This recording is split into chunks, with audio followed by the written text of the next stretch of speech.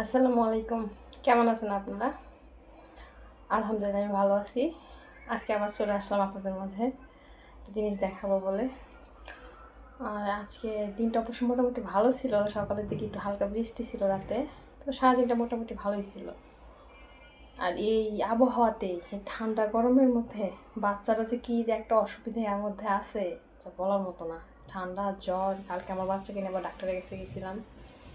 প্রচুর ঠান্ডা, নাক দিয়ে নিঃশ্বাসই নিতে পারে না, দুধ খাওয়ার সময় নাক বন্ধ হয়ে যায়। যাই হোক, দেখেন তুমি কী জিনিস বের করি, আপনাদের সামনে বক্স খুলবো, ঠিক আছে?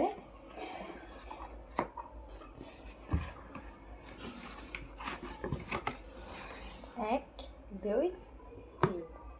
এটা কে দিছে বলেন তো? এটা কে দিছে বলেন তো? কে দিছে? টেন, এটা হচ্ছে একটা মশলাদানি।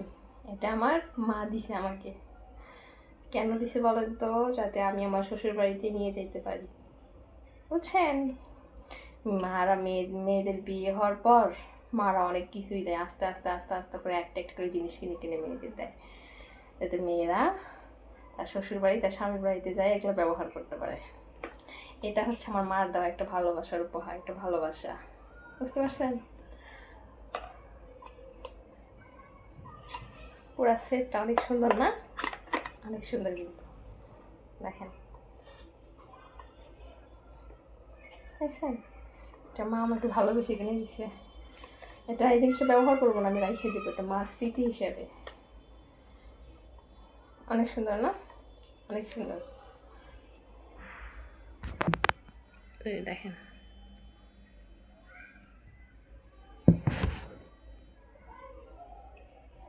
তো মশলাদানিটা কেমন লাগলো অবশ্যই কিন্তু কমেন্টে জানাবেন, ঠিক আছে?